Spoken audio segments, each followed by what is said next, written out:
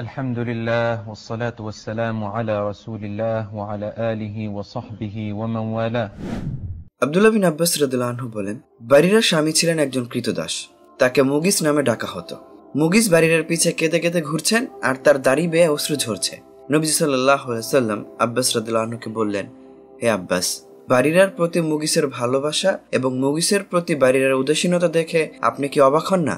এরপর রাসূলুল্লাহ সাল্লাল্লাহু আলাইহি ওয়াসাল্লাম বারিরাকে বললেন, বারিরা, তুমি যদি মুগিসের কাছে আবার ফিরে যেতে তাহলে কতই না ভালো হতো।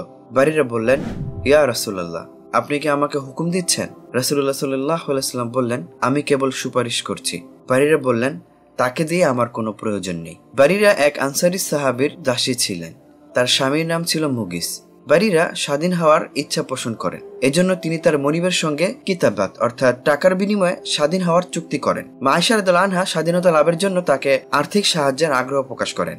অর্থ পরিশোধের পর বারিরা স্বাধীন হয়ে যায় এবং স্বাধীনতা লাভের পর স্বামীর ব্যাপারে চিন্তা ভাবনা করেন। কারণ বারিরা স্বাধীন হয়ে গেল, স্বামী মুগিস গোলাম অর্থাৎ দাস রয়ে গেল। কেননা দাসী যদি স্বাধীন হয়ে যায় আর স্বামী যদি দাস থেকে যায়, তাহলে ইসলামের শরীয়তে নারীর স্বাধীনতা থাকে যে সে চাইলে তার দাস স্বামীর সঙ্গে থাকবে অথবা বিচ্ছিন্ন হয়ে যাবে। বারিরা তার স্বামী মুগিসকে ছেড়ে দেওয়ার সিদ্ধান্ত নেন। মুগিস বারিরাকে পাওয়ার জন্য কাঁদতে কাঁদতে মদিনার অলিগলিতে তার পিছু পিছু ঘুরতেন, কিন্তু মুগিসের প্রতি তার কোনো সমবেদনা বা দয়া জাগ্রত হতো না।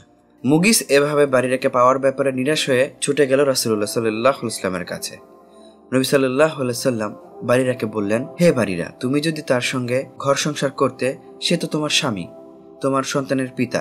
বারিরা বললেন, ইয়া রাসূলুল্লাহ, আপনি কি আমাকে নির্দেশ দিচ্ছেন? রাসূলুল্লাহ সাল্লাল্লাহু আলাইহি ওয়াসাল্লাম বললেন, আমি তো কেবল সুপারিশ করছি। বারিরা বললেন, তাহলে মুগিসের কাছে আমার কোনো প্রয়োজন নেই। এই ঘটনা থেকে আমরা জানলাম, এক পক্ষ থেকে ভালোবাসা অধিকাংশ সময় লাঞ্ছনা বয়ে আনে। তবে এটাও ঠিক যে আল্লাহ তাআলা আমাদের মধ্যে এমন এক অন্তর দিয়েছেন যা কোনো প্রিয় ব্যক্তিকে দেখা মাত্রই তার দিকে ঝুঁকে পড়ে। অতিরিক্ত ভালোবাসা যেন নিজের সম্মানজনক অবস্থান হারিয়ে না বসি, এই জন্য আমাদেরকে ইচ্ছা শক্তিও প্রদান করা হয়েছে। আপনি যাকে ভালোবাসেন তার কাছে আপনার হৃদয়ের অভিব্যক্তি পেশ করুন, কিন্তু ভালোবাসার জন্য তাকে চাপাচাপি করবেন না।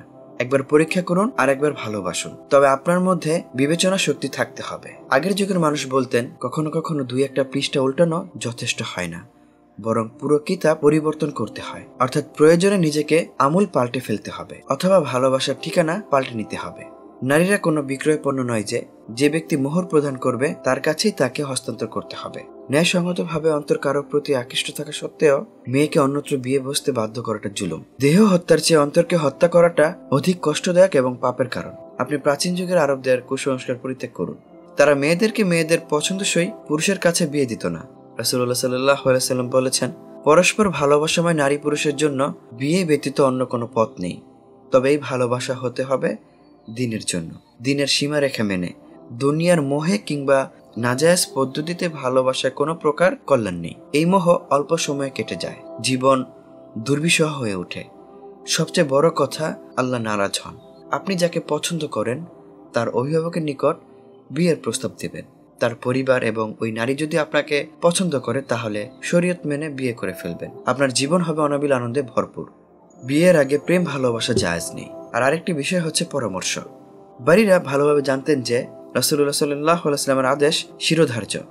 যদি তিনি কোনো আদেশ করেন তাতে যদি আমার মন নাও সায় দেয়, তবু তা মানা আবশ্যক। সেজন্য তিনি রাসূলুল্লাহ সাল্লাল্লাহু আলাইহি ওয়াসাল্লামকে জিজ্ঞাসা করে নেন যে এটা কি আপনার আদেশ না পরামর্শ।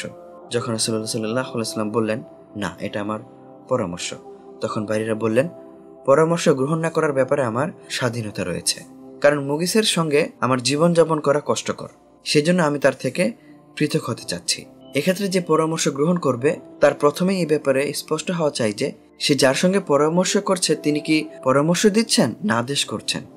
যদি আদেশ করে থাকেন তাহলে হুকুম পালন করা উচিত, যেমন মা বাবা, শিক্ষক কিংবা কোনো সম্মানিত ব্যক্তি আদেশ করে থাকেন। আর যদি পরামর্শ হয়ে থাকে তাহলে সেক্ষেত্রে ভিন্ন কথা। তেমনি যিনি পরামর্শ দেবেন তিনি এটা মাথায় রেখেই পরামর্শ দেবেন যে পরামর্শ মানা না মানা সম্পূর্ণ তার দায়িত্ব। আমার কাজ হচ্ছে তাকে কল্যাণকামিতার পরামর্শ দেওয়া। পরবর্তী করণীয় সম্পর্কে সে সম্পূর্ণ স্বাধীন। কিয়ামতের দিন এ ব্যাপারে আমাকে কোনো জিজ্ঞাসা করা হবে না। সেজন্য কেউ যদি পরামর্শ অনুযায়ী না চলে তাহলে পরামর্শদাতার মন খারাপ না করাই উচিত। أقول قولي هذا وصلى الله وسلم على رسوله وعلى آله وصحبه أجمعين والسلام عليكم ورحمة الله।